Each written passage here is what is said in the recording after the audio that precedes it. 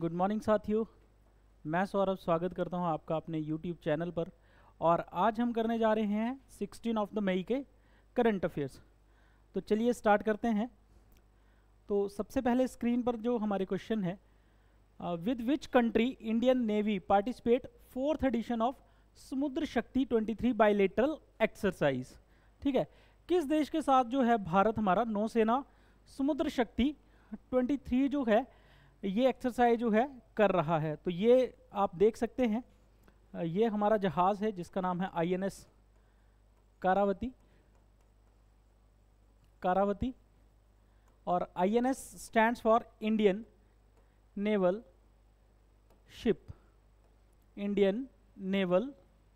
Ship. और जिस देश के साथ जो है भारत हमारा एक्सरसाइज कर रहा है वो है Indonesia. D is the right answer. अब इंडोनेशिया जो है और इंडोनेशिया और मलेशिया के बीच में, मलेशिया इन दोनों के बीच जो है एक मलक्का स्ट्रेट है जहाँ से काफ़ी ज़्यादा व्यापार जो है वो किया जाता है। बेसिकली ये इंडियन ओशन को हमारे किससे जोड़ता है? इंडियन ओशन को पैसिफिक ओशन से है जोड़ता है। तो व्यापार की दृष्टि से आप समझ सकते हैं ये कितनी इंपॉर्टेंट जगह है। अब ये जगह इतनी इंपॉर्टेंट है तो क्या है कि हमारा देश जो है इंडोनेशिया के साथ मिलकर यहाँ पे एक्सरसाइज कर रहा है, जिससे कि यहाँ पे इस एरिया में जो है पीस जो है मेंटेन की जा सके और व्यापार जो है अच्छे तरीके से चलता रहे। तो इंडियन नेवी जो है उसने एक्सरसाइज की है इंडोनेशिया की नेवी के साथ। तो ये था करंट अफेयर। चलते हैं नेक्स्ट क्वेश्चन की तरफ। नेक्स्ट है हमारे पास,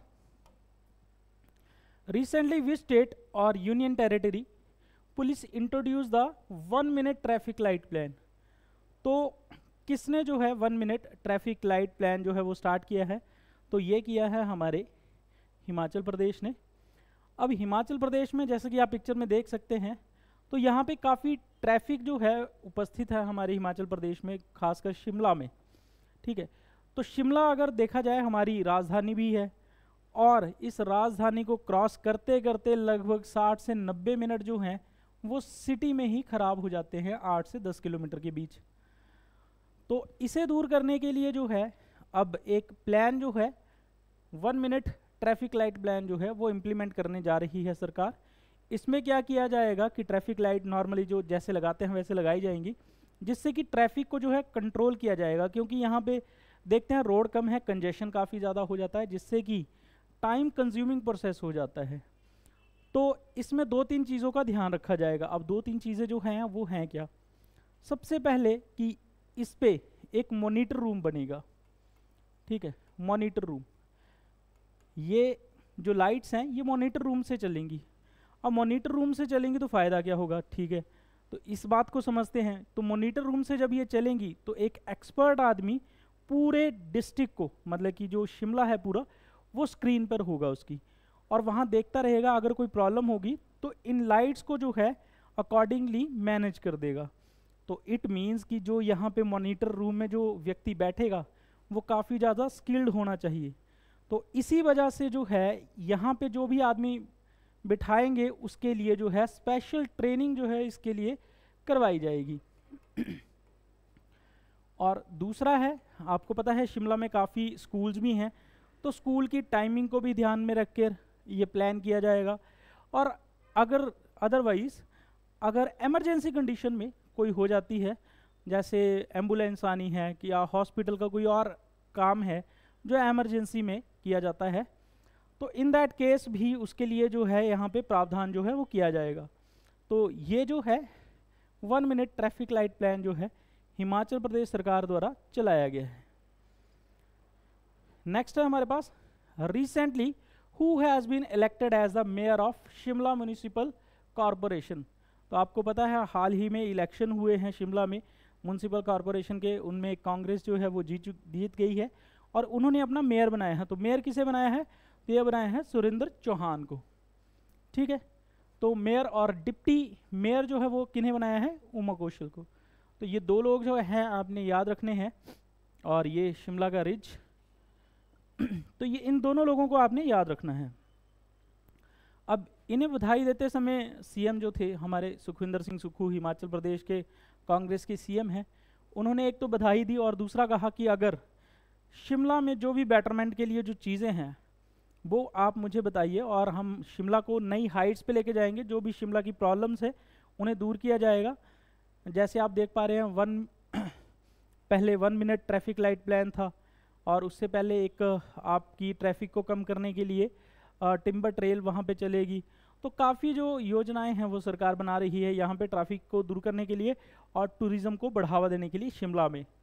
तो काफ़ी अच्छी चीज़ें हैं, देखते हैं कैसे बन पाता है यहाँ पे और कैसे ये चीज़ें सफल हो पाती हैं। चलते हैं जी नेक्स्ट क्वेश्चन की तरफ। नेक्स्ट है हमारे पास, recently Pakistan and China have agreed to extend China Pakistan economic corridor to which of the following countries. आप समझते हैं सी पैक है क्या, चाइना पाकिस्तान इकोनॉमिक कॉरिडोर। तो आप देख रहे हैं चाइना जो है, आपको पता है ये काफ़ी ज़्यादा चीज़ों को एक्सपोर्ट करता है, भारत भी चाइना से काफ़ी ज़्यादा चीज़ों को इंपोर्ट करता है। तो इंपोर्ट एक्सपोर्ट जो है वो सबसे इम्पॉर्टेंट जो उनके लिए रहते हैं वो रहते हैं पोर्ट, बंदरगाह।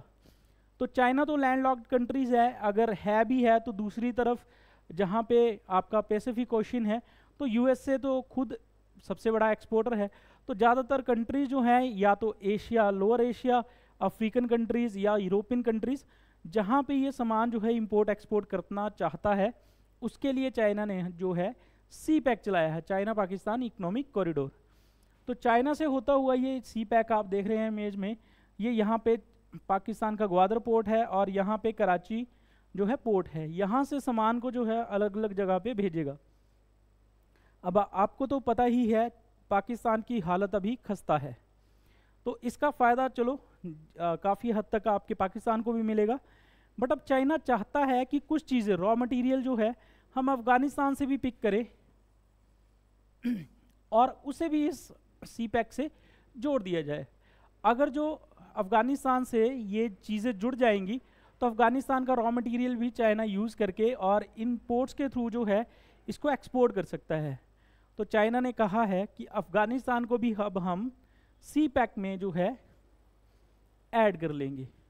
तो ये कहा है रिसेंटली चाइना ने।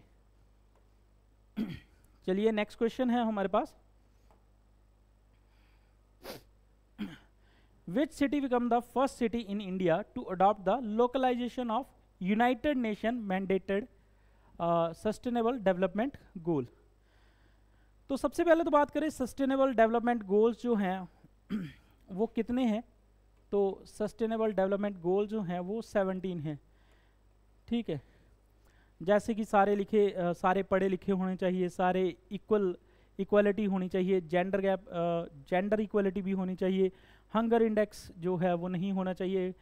तो ऐसे ऐसे जो 17 गोल जो हैं वो डिसाइड किए हैं आपके united nation human settlement programme ने, और जिसका हेडक्वार्टर जो है वो नैरोबी केन्या में है, और ये एस्टेब्लिश हुआ था 1978 में। और इन्होंने ये 17 गोल्स जो हैं वो अडॉप्ट किए हुए हैं, और 2030 तक ये सस्टेनेबल डेवलपमेंट गोल जो हैं वो पूरे करने हैं। तो अब जो है कौन सी ऐसी सिटी है जिसने कहा है हम इन्हें लोकली जो है वो अडॉप्ट करेंगे, तो ये है आपकी भोपाल। भोपाल ने कहा है कि हम भी जो है 17 गोल जो हैं ये अडॉप्ट करेंगे और 2030 तक हम इन्हें पूरा करेंगे, ठीक है जी। तो ये किया है भोपाल ने, और इससे पहले जो सिटी थी जिसने इसे अडॉप्ट किया था वो थी आपकी न्यूयॉर्क। तो इन्हें लोकली अडॉप्ट करने वाली फर्स्ट सिटी जो थी वो न्यूयॉर्क थी। अभी इंडियन सिटी की बात करें तो वो है भोपाल, ठीक है जी। चलते हैं नेक्स्ट। तो नेक्स्ट है हमारे पास question, recently which of the following countries organisation has announce to introduce carbon border adjustment mechanism transitional phase from October 2023। अब सबसे पहले देखते हैं कि इन्होंने एक बात कही है CBAM, मतलब कि कार्बन बॉर्डर एडजस्टमेंट मैकेनिज्म। अब आपको पता है कार्बन से जो भी कंटेंट निकलते हैं उनसे क्या होता है, पॉल्यूशन होता है। तो पॉल्यूशन होने के कारण जो है हमारा क्लाइमेट चेंज जो है वो काफ़ी रैपिडली हो रहा है, बहुत फास्टली हो रहा है। उसको रोकने के लिए क्या किया जा रहा है, एक प्रयास किया जा रहा है, काफ़ी अच्छा कदम है। उन्होंने क्या कहा है, अगर कार्बन से बनी हुई कोई भी चीज़ें, इसका जो आंसर है वो किसने स्टार्ट किया है, ये CBAM, that is your European union. अब यूरोपियन यूनियन ने क्या कहा है कि जब भी हम बाहर की चीज़ों को इंपोर्ट या एक्सपोर्ट, बेसिकली हम बाहर की चीज़ें अगर इनके देश में जाएंगी, ठीक है, तो ये जो है उस पर जो है टैक्स लगाएंगे। अगर वो कार्बन से बनी हुई चीज़ें होंगी तो उन पर एक्स्ट्रा टैक्स जो है वो लगाया जाएगा। अब टैक्स लगाने से वो चीज़ें क्या हो जाएंगी, महंगी। अब महंगी हो जाएंगी तो लोग जो हैं अपनी चीज़ें बाहर क्यों बेचना पसंद करेंगे। अब बेचना नहीं पसंद करेंगे तो कार्बन जो है इन यूरोपियन यूनियन वाले देशों में एंट्री जो है काफ़ी उसकी मुश्किल हो जाएगी। अब एंट्री मुश्किल होते ही तो है तो क्या हो जाएगा, कार्बन की एंट्री जो है यूरोपियन कंट्रीज़ में कम हो जाएगी और पोल्यूशन जो है कम होता हुआ नज़र आएगा आपको। तो ये कदम जो है ये उठाया है यूरोपियन यूनियन के देशों ने, और इसे बोला, इसके जो इम्प्लीमेंट किया गया है फर्स्ट फेज़ वो किया जाएगा अक्टूबर 23 से। तो ये थी ये न्यूज़। चलते हैं नेक्स्ट न्यूज़ की तरफ। नेक्स्ट है इंटरनेशनल बिजनेस मशीन IBM, जिसका नाम है, has recently partnered with which of the following to launch new geospatial foundation model. अब देखिए IBM और किसके बीच पार्टनरशिप हो गई है, तो वो हो गई है नासा के बीच। नासा और IBM मिलके एक अच्छी चीज़ करने जा रहे हैं जो हमारे लिए काफ़ी अच्छी है। अब समझते हैं न्यूज़ कि न्यूज़ क्या है।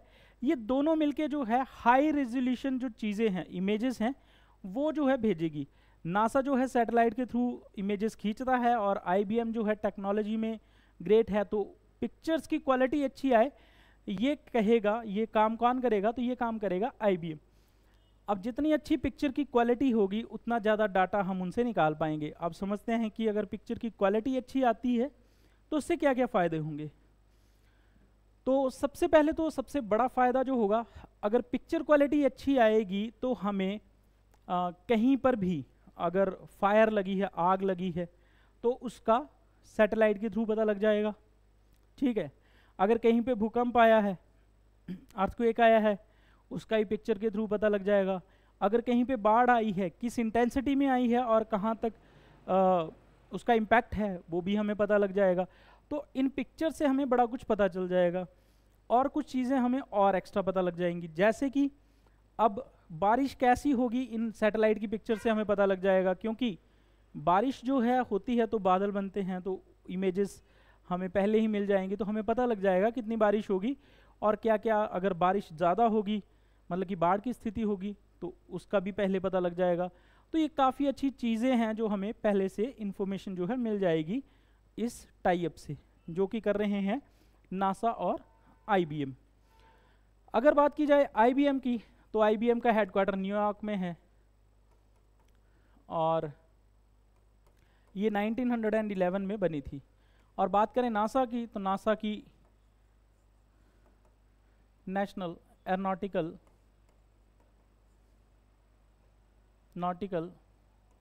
स्पेस एजेंसी, इसकी फुल फॉर्म है। आपको कई एग्ज़ाम्स में पूछी भी जाती है, खासकर HP के एग्ज़ाम्स में इनकी फुल फॉर्म जो है पूछी जाती हैं। और ये एस्टेब्लिश कब हुई थी, तो ये हुई थी 29 जुलाई 1958 में, और चेयर बाय बिल नेल्सन। तो ये इन्फॉर्मेशन है नासा के बारे में, तो आप इसे लिख सकते हैं। तो आपको पता होना चाहिए कि क्या क्या चीज़ें जो है नासा और IBM मिलके कर रहे हैं। नेक्स्ट है आपके पास question, international day of plant health is observed every year. जो प्लांट हेल्थ है every year on 12 May, what is the theme of the international day of plant and health, ठीक है, प्लांट हेल्थ 2023। तो इसकी जो थीम है मिलती जुलती ही है। इसकी option number A, that is your plant health for environmental protection. अगर प्लांट्स की हेल्थ जो है वो अच्छी रहेगी तो एनवायरनमेंट की प्रोटेक्शन भी हमारी चलती रहेगी। तो ये आपकी थीम है। अब बात करें कुछ डेज की, तो 1 मई को हमने मनाया था लेबर डे, और 2 मई को जो हमने मनाया था world asthma day, world asthma day, और 3 मई को हमने मनाया था world press freedom day, press freedom day, जिसमें इंडिया की रैंकिंग जो है 161 है, काफ़ी एग्जाम्स में पूछी जाएगी, और टॉप किया है नॉर्वे ने, और साउथ कोरिया सबसे नीचे है। और इसके बाद अगर हम बात करें 11 मई को मनाया गया नेशनल टेक्नोलॉजी डे,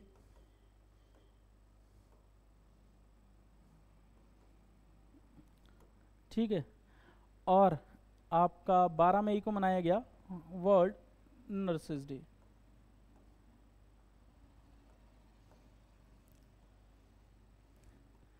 अच्छा, काफ़ी धूम धड़ाका मचा हुआ था मदर डे। आप कमेंट बॉक्स में लिखेंगे कि मदर डे मई के कौन से दिन को मनाया जाता है। आई होप कि सारे लिखेंगे, जो भी वीडियो पढ़ेंगे उन सबको लिखना है कि मदर डे हमने कब सेलिब्रेट किया, मई की किस डेट को। तो चलते हैं नेक्स्ट क्वेश्चन की तरफ। नेक्स्ट है हमारे पास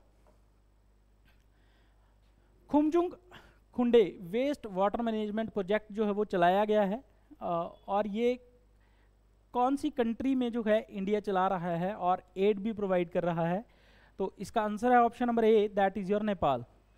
तो नेपाल में जो है भारत एक प्रोजेक्ट बना रहा है खुमजुंग खुंडे, और इसमें एड पूरी की पूरी आपकी इंडिया की तरफ से है, और ये प्रोजेक्ट आपने याद रखना है, और प्रोजेक्ट जो हैं एग्ज़ाम में काफ़ी बार ये पूछे जाते हैं।